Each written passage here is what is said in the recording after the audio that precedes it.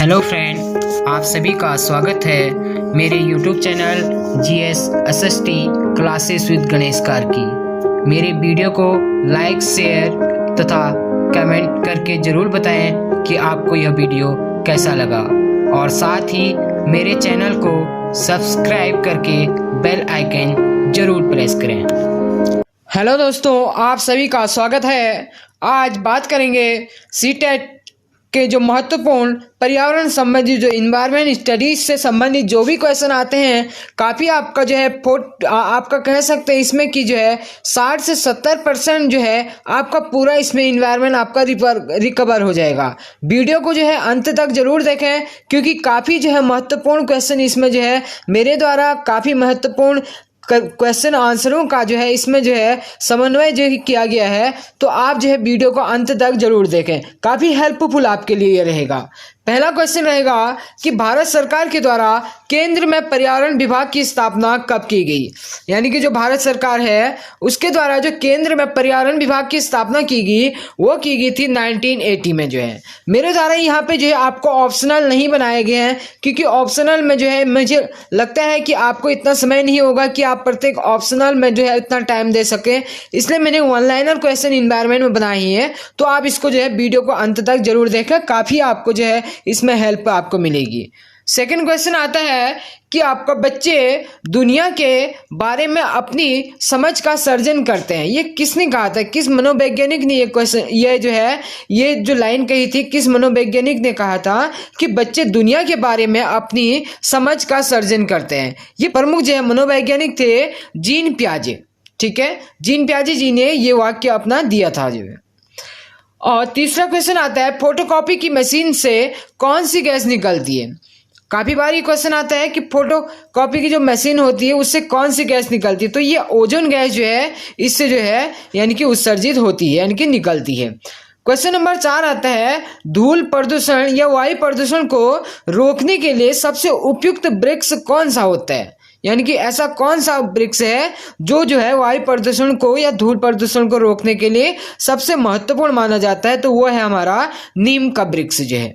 ठीक है, question number 5 की बात करें कि भारत में वन महोत्सव जो कार्यक्रम था किसने प्रारंभ किया था। यानी कि वनों को जो है बचाए रखने के लिए, उनके प्रति लोगों को जागरूक करने के लिए जो वन महोत्सव कार्यक्रम जो शुरू किया था, प्रारंभ किया गया था, वो किया गया था के.एम.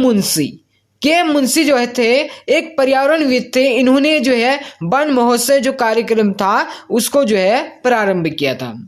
इसके बाद क्वेश्चन नंबर 6 आता है कि महासागरों में सूर्य का प्रकाश कितनी गहराई तक पहुंचता है। यानी कि जो सूर्य की किरणें हैं महासागरों में जो है कितनी गहराई तक पहुंचती है। ये पहुंचती हैं 200 मीटर की गहराई तक और इसे कहा जाता है प्रकाशीय मंडल। ठीक है, जहां तक जो है जो सूर्य की किरणें जो है महासागरों में पहुंचती है 200 मीटर की गहराई तक, तो वो क्षेत्र क्या कहलाता है, प्रकाशीय मंडल कहलाता है वो। इसके बाद क्वेश्चन नंबर 7 की बात करें तो इसमें है उत्तरी गोलार्ध का जो सबसे बड़ा दिन है वो कौन सा होता है। यानी कि जो उत्तरी गोलार्ध है, दक्षिणी गोलार्ध और उत्तरी गोलार्ध, विश्व रेखा जो है 2 भागों में काटती है। एक जो है ऊपरी भाग उत्तरी गोलार्ध और निचला भाग आपका दक्षिणी गोलार्ध कहलाता है। ठीक है, जबकि जो है इसमें पहला जो है आपका है कि उत्तरी गोलार्ध में सबसे बड़ा दिन कौन सा होता है। ये होता है हमारा 21 जून, जिसे हम जो है योगा डे के दिन के नाम से भी इसको महोत्सव को मनाते हैं। ठीक है, योगा दिवस के रूप में इस महोत्सव को हम मनाते हैं 21 जून को जो है। इसमें जो है आपने कमेंट दिएगा कि जो है योगा जो दिवस था कब से मनाना प्रारंभ किया गया। ठीक है, अपना कमेंट जो है कमेंट बॉक्स में लिख के जरूर बताइएगा। दक्षिणी गोलार्ध में सबसे बड़ा दिन, उत्तरी गोलार्ध में सबसे बड़ा दिन 21 जून, जबकि दक्षिणी गोलार्ध में जो सबसे बड़ा दिन है वो कौन सा है, 22 दिसंबर है। क्वेश्चन नंबर 8 की बात करें, यानी कि जो है प्रत्येक वर्ष किस माह के प्रथम सप्ताह को वन्य जीव सप्ताह के रूप में मनाया जाता है। यानी कि जो है जो माह है, कौन सा ऐसा माह है जो है यानी कि 1 अक्टूबर से 7 अक्टूबर तक जो है पहला जो सप्ताह होता है उसे जो है वन्य जीव जो सप्ताह के रूप में मनाया जाता है वो रहता है अक्टूबर माह। यानी कि अक्टूबर माह में जो है यानी कि प्रथम सप्ताह जो अक्टूबर माह का होता है उसे जो है वन्य जीव सप्ताह के रूप में मनाया जाता है। अब बात करें, काफी महत्वपूर्ण क्वेश्चन ये है कि भोपाल गैस त्रासदी, काफी बार ये क्वेश्चन आता है, वेरी वेरी इंपॉर्टेंट क्वेश्चन ये है। तो भोपाल गैस त्रासदी यानी कि जो हुआ था, ये जो घटना हुई थी कब हुई थी, वेरी वेरी इंपॉर्टेंट क्वेश्चन ये है। तो जो भोपाल गैस त्रासदी की घटना हुई थी ये कब हुई थी, ये हुई थी 2 से 3 दिसंबर 1984 में। और ये जो गैस निकली थी यहाँ से, ये निकली थी मिथाइल आइसोसाइनेट गैस का जो रिसाव हुआ था, इसके कारण ये भयानक जो है भोपाल गैस त्रासदी हुई थी। जो कंपनी थी, ये कंपनी से, जिस कंपनी से गैस का रिसाव हुआ था उस कंपनी का नाम था यूनियन कार्बाइड, ठीक है, कार्बाइड लिखा है, कार्बाइड इंडस्ट्री लिमिटेड इसका नाम था। इसके बाद बात करते हैं क्वेश्चन नंबर 10th की। तो उत्तराखंड में जो चिपको आंदोलन की तर्ज में जो है, जो चिपको आंदोलन का संबंध कहाँ से है, उत्तराखंड राज्य के यानी कि जो है आपका रैनी गांव जो था चमोली में, वहाँ से इसका संबंध है, स्टार्ट हुआ था। और जो इसका जो है, इसी की तर्ज में जो है एक जो है पर्यावरण संरक्षण हेतु दक्षिण भारत में भी जो है मुख्यतः कर्नाटक में आंदोलन चलाया गया था। इसको किस नाम से जाना गया, इसको जो है अप्पिको आंदोलन के नाम से जाना गया, ठीक है। और इसका जो है जो प्रेरणादायी थे इसके, वो थे श्री पांडुरंग हेगड़े। पांडुरंग हेगड़े इसके जो है मुख्य जो है प्रेरणा इसके थे जो है। आप कमेंट बॉक्स में इसका आंसर भी दे सकते हैं कि उत्तराखंड में इसके प्रमुख प्रेरणा कौन थे। अपना कमेंट जो है कमेंट बॉक्स में जरूर लिखिएगा। नेक्स्ट आता है क्वेश्चन नंबर 12, सतत विकास पर पहली बार सम्मेलन कब प्रारंभ हुआ था। यानी कि जो है जो सम्मेलन हुआ था सतत विकास पे, यानी कि इसका जो पहला सम्मेलन हुआ था ये हुआ था 1992 में रियो सम्मेलन, यानी कि जो ब्राजील में पड़ता है, इसमें हुआ था। और इसे ही जो है क्या कहा गया था, पृथ्वी सम्मेलन भी इसे कहा गया था, क्योंकि ये जो है काफ़ी हेल्पफुल था, जिसमें जो है सतत विकास के और जो है पर्यावरण से संबंधित काफ़ी इसमें जो है मुख्यतः सहयोग, इसमें जो है सम्मेलन में जो है काफ़ी चर्चाएं इसमें हुई थी, जिस कारण इसे जो है पृथ्वी सम्मेलन के नाम से भी जाना गया। नेक्स्ट आता है क्वेश्चन नंबर 13, किस गैस को दम घोटू गैस भी कहा जाता है। यानी कि ऐसी कौन सी गैस है जो दम घोटू गैस के नाम से भी जानी जाती है। तो ये है CO यानी कि कार्बन मोनोऑक्साइड को जो है दम घोटू गैस के नाम से भी जाना जाता है, क्योंकि ये काफ़ी घातक होती है। ये आपके जो है श्वास के माध्यम से जो है आपके फेफड़ों में जाती है और वहाँ पे जो है इसका रिएक्शन काफ़ी अधिक होता है, जिस कारण इसे दम घोटू गैस भी कहा जाता है। क्वेश्चन नंबर 14 की बात करें, कौन सी गैस सर्वाधिक मात्रा में ओजोन परत को हानि पहुंचाती है। ये तो आप भली बात ही जानते हैं, काफी महत्वपूर्ण क्वेश्चन है कि कौन सी ऐसी गैस है जो है ओजोन परत को सर्वाधिक हानि पहुंचाती है। तो ये है क्लोरोफ्लोरोकार्बन जो गैस है। ये जो गैस निकलती है मुख्यतः रेफ्रिजरेटर तथा AC से निकलती है। ओजोन गैस में दिन प्रतिदिन उसमें छिद्र जो बड़ा होता जा रहा है, तो उसका मुख्य कारण है क्लोरोफ्लोरोकार्बन गैस का। इसके बाद क्वेश्चन नंबर 15 की बात करें, तो ओजोन परत की मोटाई नापने के लिए किस यानी कि जो इकाई है उसकी, वो क्या कहते हैं इसे, जो ओजोन परत की मोटाई जिस इकाई से मापा जाता है उसको क्या कहते हैं। तो उसको कहते हैं डॉप्सन इकाई, ठीक है। ये क्वेश्चन भी जो है काफ़ी बार CTET में पूछा गया है कि ओजोन परत की मोटाई को नापने का जो यंत्र होता है उसे क्या बोलते हैं, उसकी इकाई को, वो बोलते हैं डॉप्सन इकाई जो है। नेक्स्ट है क्वेश्चन नंबर 16, जेट्रोफा एक बायोडीजल की फसल है, इसके बीज से कितना प्रतिशत तेल प्राप्त होता है। यानी कि बायोडीजल जो है एक जो है भविष्य का जो है ईंधन इसे कहा जाता है, क्योंकि ये बायोडीजल का ऑप्शन के रूप में जो है इसे प्रयोग भविष्य में किया जा सकता है। और इसके एक बीज से जो है कितना प्रतिशत इसमें जो है तेल पाया जाता है, यानी कि 40% तेल इसके बीज में पाया जाता है। और यह जो पौधा है 8 से 10 साल, यानी कि 8 से 10 साल तक ये अपना बीज देता रहता है, जिस कारण यह काफ़ी हेल्पफुल है, ताकि वायु प्रदूषण के लिए भी काफ़ी यह हेल्पफुल है। और भविष्य का जो है इसे जो है क्या कहा जाता है, भविष्य का डीजल भी, यानी कि भविष्य का बायोडीजल भी इसे कहा जाता है। क्वेश्चन नंबर 17, विश्व का सर्वाधिक लवणता वाला महासागर कौन सा है। विश्व का ऐसा कौन सा महासागर है जिसमें सर्वाधिक लवणता पाई जाती है। तो यह है अटलांटिक महासागर। काफी बार ये क्वेश्चन भी आता है कि अटलांटिक महासागर कौन सा ऐसा महासागर है जो एस आकार का है। तो ये जो है अटलांटिक महासागर, क्योंकि यहाँ पे जो है ये आपका उत्तरी अमेरिका आ जाता है, नॉर्थ अमेरिका जो है यहाँ पे आ जाता है, और यहाँ पे जो है साउथ अमेरिका आ जाता है, और ये आपका जो है यहाँ पे यूरोपीय क्षेत्र आ जाता है, और यह अफ्रीका क्षेत्र जो आ जाता है, ठीक है। इस कारण इसका जो एरिया है एस आकार का है, तो काफी बार पूछा जाता है कि एस आकार का कौन सा महासागर है, तो ये जो है अटलांटिक महासागर है। और इसकी जो है यानी कि इसके अतिरिक्त जो सर्वाधिक लवणता वाला जो क्षेत्र है इसमें वो है मृत सागर। ठीक है, मृत सागर में जो लवणता पाई जाती है 330% पाई जाती है। आप मान सकते हैं 100% अपने आप में होता है, तो उसका 330% जो है कितनी लवणता इसमें पाई जाती है, आप इससे अनुमान लगा सकते हैं। क्वेश्चन नंबर 18 की बात करें, विज्ञान को पर्यावरण अध्ययन के रूप में किस स्तर पर पढ़ाया जाता है? यानी कि जो है जो स्कूली स्तर होता है, प्राथमिक, माध्यमिक, उच्च स्तर जो होता है, उसमें ये कहा जा रहा है कि विज्ञान को पर्यावरण अध्ययन के रूप में किस स्तर पर पढ़ाया जाता है। तो ये पढ़ाया जाता है प्राथमिक जो स्तर होता है, इसमें जो है विज्ञान को जो है पर्यावरण अध्ययन के रूप में पढ़ाया जाता है। क्वेश्चन नंबर 19 की बात करें कि मनुष्य के हृदय में कितने कक्ष होते हैं? काफी इंपोर्टेंट क्वेश्चन है। मनुष्य के हृदय में कितने कक्ष होते हैं? तो मनुष्य के हृदय में जो है मुख्यतः 4 कक्ष पाए जाते हैं। इसके बाद क्वेश्चन नंबर 20, कौन सी धातु से इटाइटाई रोग पैदा होता है? इटाइटाई रोग जो पैदा होता है वो होता है कैडमियम के कारण जो है। और नेक्स्ट क्वेश्चन है कि जल की ऊपरी सतह पर उगने वाली वनस्पति को क्या कहते हैं? काफी महत्वपूर्ण क्वेश्चन है ये। जल की ऊपरी सतह पर उगने वाली जो वनस्पति है उसे क्या बोलते हैं? हाइड्रोफाइट कहा जाता है उसे। क्वेश्चन नंबर 22 की बात करें कि पारिस्थितिकी पिरामिड कितने प्रकार के होते हैं? जो पारिस्थितिकी पिरामिड होता है वो कितने प्रकार का होता है? ये मुख्यतः जो है 3 प्रकार का होता है। पहला संख्या पिरामिड, दूसरा भार पिरामिड और तीसरा ऊर्जा पिरामिड। काफी महत्वपूर्ण है ये भी क्वेश्चन कि जो है पारिस्थितिक पिरामिड जो है 3 प्रकार के होते हैं, संख्या पिरामिड, भार पिरामिड और ऊर्जा पिरामिड। क्वेश्चन नंबर 23, कौन सी अंतर्राष्ट्रीय संस्था पूरे विश्व में पर्यावरण सुरक्षा की देखभाल करता है? यानी कि ऐसी कौन सी संस्था है अंतर्राष्ट्रीय जो है पूरे विश्व में पर्यावरण सुरक्षा की देखभाल करता है? यानी कि जो है ये है हम विश्व प्रसिद्ध जो है संस्था वन्य जीव यानी कि विश्व वन्य जीव कोष यानी कि WWF जो है, ठीक है, वर्ल्ड वाइल्ड फंड। ये जो है इसकी जो स्थापना हुई थी, इसकी स्थापना हुई थी 1961 में। ठीक है, ये जो है अंतर्राष्ट्रीय स्तर पर विश्व में पर्यावरण सुरक्षा की देखभाल के लिए महत्वपूर्ण कार्य करता है। जो क्वेश्चन नंबर 24, पुष्कर मेला राजस्थान में जो लगता है, राजस्थान के अजमेर जिले में जो लगता है, किस दिन लगता है? यानी कि जो मेला लगता है राजस्थान के पुष्कर में, पुष्कर मेला जो लगता है राजस्थान में, राजस्थान के अजमेर क्षेत्र में जो है वह जो है किस दिन को लगता है? ये लगता है कार्तिक पूर्णिमा के दिन।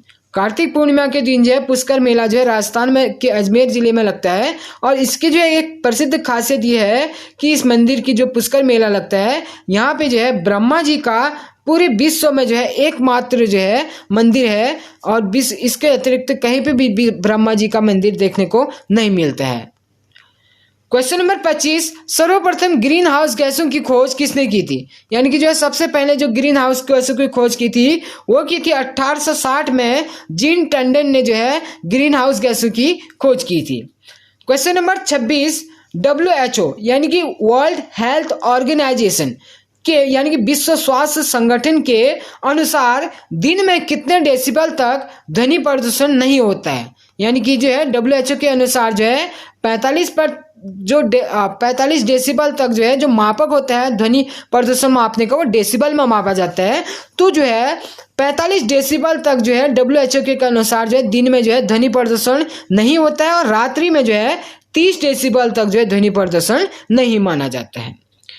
क्वेश्चन नंबर 27, भारत सरकार द्वारा नमामि गंगे परियोजना कब शुरू की गई थी?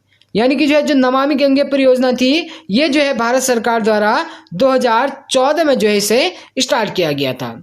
क्वेश्चन नंबर 28 की बात करें, भारत में कार्बन टैक्स की शुरुआत कब से हुई? यानी कि जो है जो कार्बन टैक्स होता है ये इसलिए लगाया जाता है कि देश जो है जो अपना जो है इंडस्ट्रियल जो उत्पादन करते हैं अपना, जिससे जो है कार्बन गैस जो है निकलती है जिन भी आपको जो है इंडस्ट्रियल एरिया से, तो उसमें जो है नियंत्रण करने के लिए जो है ये टैक्स लगाया जाता है। तो इसकी जो है शुरुआत जो हुई थी भारत में 2010 में हुई थी। और जबकि जो है काफ़ी इम्पोर्टेंट नोट है कि विश्व में सबसे पहले जो कार्बन टैक्स लगाया था वो कौन से देश ने लगाया था? वो लगाया था फिनलैंड ने। ठीक है, ये फिनलैंड देश है जिसने जो है सर्वप्रथम जो है विश्व में जो है अपनी जो है कार्बन यानी कि फिनलैंड ने जो है सर्वप्रथम विश्व में जो है कार्बन टैंक्स की शुरुआत की थी जो है। क्वेश्चन नंबर 29, ग्रीन पीस संस्था की स्थापना कब हुई थी? काफी बार ये महत्वपूर्ण क्वेश्चन आता है। ये पर्यावरण के संरक्षण के लिए तथा पर्यावरण की सुरक्षा के लिए जो है काफी महत्वपूर्ण जो है कार्य करता है। ये ग्रीन पीस जो संस्था है, इसका जो स्थापना हुई थी वो हुई थी 1971 में इसकी स्थापना हुई थी। और इसका जो मुख्यालय काफी बार पूछा जाता है, ये एम्स्टर्डम नीदरलैंड में है। ठीक है, एम्स्टर्डम नीदरलैंड में इसका जो है मुख्यालय ग्रीन पीस संस्था का जो है काफी बार ये पूछा जाता है, आप ध्यान रखें इस चीज का। क्वेश्चन नंबर 30 की बात करें तो जंतुओं में जो धारीदार चिन्ह का कारण क्या होता है? यानी कि जो धारीदार चिन्ह पाए जाते हैं जंतुओं में, उसका मुख्य कारण क्या होता है? एक होता है जलवायु जो मुख्य कारण होता है, और दूसरा कहीं भी ये भी इसका जो है मुख्य कारण होता है कि उनमें जो है बाल जो उनके होते हैं उसके कारण भी, यानी कि बाल तो जलवायु जिस प्रकार की जलवायु उसी प्रकार की उनमें जो है बालों की जो है जो उसमें जो आकार पाया जाता है, तो उसी कारण जो है यानी कि जंतु में क्या होती है धारीदार चिन्ह पाए जाते हैं। क्वेश्चन नंबर 31 की बात करें, भारत में काफी महत्वपूर्ण है, वेरी वेरी इंपॉर्टेंट इसे कह सकते हैं आप। यानी कि जो है भारत में जो है प्रथमतया जो दूरदर्शन का प्रारंभ किया गया था वो किया गया था 15 अगस्त 1959 को जो है 15 अगस्त 1959 को जो है भारत में दूरदर्शन का प्रारंभ किया गया था। क्वेश्चन नंबर 32, पर्यावरण विषय की शिक्षण प्रणाली को प्रभावशाली बनाने के लिए किस कार्य का महत्वपूर्ण योगदान होता है? यानी कि जो है काफी महत्वपूर्ण क्वेश्चन है कि पर्यावरण विषय की शिक्षा प्रणाली को प्रभावशाली बनाने के लिए किस कार्य का महत्वपूर्ण योगदान होता है? तो ये होता है प्रयोगात्मक कार्य का जो है। ठीक है, नेक्स्ट है पारिस्थितिकी के पिता यानी कि इकोलॉजी के पिता किसे कहा जाता है? तो ये है अलेक्जेंडर वॉन हम्बोल्ट। ठीक है, काफी महत्वपूर्ण क्वेश्चन है ये। पारिस्थितिकी के पिता किसे कहा जाता है? अलेक्जेंडर वॉन हम्बोल्ट को कहा जाता है। इसके बाद सबसे पहले पारिस्थितिकी तंत्र यानी कि जो है इकोसिस्टम शब्द का प्रयोग किसने किया था? इकोसिस्टम जो शब्द का प्रयोग किया था 1935 में जो है एजी टांसले द्वारा जो है सर्वप्रथम पारिस्थितिकी तंत्र यानी इकोसिस्टम का जो है शब्द का प्रयोग किया गया था। बात करें पारिस्थितिकी तंत्र के पिता यानी कि जो है पारिस्थितिकी के पिता यानी कि इकोलॉजी के फादर किसे कहा गया? अलेक्जेंडर वॉन हम्बोल्ट को कहा गया। जबकि पारिस्थितिकी तंत्र यानी कि इकोसिस्टम के पिता जो है ई.पी. ओडम को जो है कहा गया है। क्वेश्चन नंबर 35, कितने डिग्री सेंटीग्रेड तापमान बढ़ने पर श्वसन की दर 2 से 2.5 गुना बढ़ती है? यानी कि जो है 10 डिग्री सेंटीग्रेड तापमान बढ़ने पर जो है जो श्वसन की दर होती है वो कितनी बढ़ जाती है? 2 से 2.5 गुना बढ़ जाती है। अगली बात करें क्वेश्चन नंबर 36, सर्वाधिक नाइट्रोजन कौन से पौधे ग्रहण करते हैं? यानी कि जो राइजोबियम पौधे होते हैं दाल के, वो जो है सबसे ज्यादा जो है नाइट्रोजन उनकी जड़ों में पाया जाता है जो है। इसीलिए जो है कहते हैं कि दाल जो है सबसे ज्यादा तभी जो है उसको जो है कोई भी सुझाव आपको देता है कि दालों का जो है ज्यादा से ज्यादा उपभोग करना चाहिए, क्योंकि उनमें जो है नाइट्रोजन की जो मात्रा होती है काफी अधिक पाई जाती है जो है स्वास्थ्य के लिए लाभदायक होती है। इसके बाद क्वेश्चन नंबर 37, किस प्रक्रिया द्वारा पौधे प्रजनन करते हैं? यह आप भली बात ही जानते हैं कि पौधे जो प्रजनन करते हैं वो करते हैं आपके प्रकाश संश्लेषण के द्वारा। क्वेश्चन नंबर 38 की बात करें कि विश्व पर्यावरण दिवस जो 5 जून को जो है मनाया जाता है प्रतिवर्ष जो है, इसकी जो शुरुआत हुई थी 1974 से हुई थी, यानी कि 1974 से हुई थी। और इसका जो है जो इस बार का जो है 2020 का जो है इसका एक जो है प्रमुख जो थीम थी वो थी सेलिब्रेट बायोडाइवर्सिटी। सेलिब्रेट बायोडाइवर्सिटी इसका जो है इस बार का थीम था। पूछा जा सकता है क्योंकि काफी महत्वपूर्ण है विश्व पर्यावरण दिवस। विश्व पर्यावरण दिवस के जो थीम है इस बार की 2020 की वो है सेलिब्रेट बायोडाइवर्सिटी। इसमें जो है पर्यावरण जो दिवस है विश्व पर्यावरण दिवस, इस पे जो है मेरे द्वारा एक वीडियो भी बनाया गया था, इंपॉर्टेंट वीडियो है। आप जो है मेरे जो है यूट्यूब के प्लेलिस्ट में जाके आप इसे देख सकते हैं, तो आपको पूरी जानकारी वहां पे इस विषय में विशेष जो है मेरे पर्यावरण दिवस पे ही इसे बनाया गया था। इस वीडियो को आप देख सकते हैं इसे। क्वेश्चन नंबर 39, संरक्षण या विनाश पुस्तक के रचयिता कौन है? ये भी जो है काफी बार जो है इसमें जो है देखने को मिला ही CTET के क्वेश्चन, यानी कि जो क्वेश्चन पेपर में जो है एग्जाम में संरक्षण और विनाश ये जो पुस्तक है ये है प्रसिद्ध जो सरला बहन की ये प्रसिद्ध पुस्तक है संरक्षण और विनाश।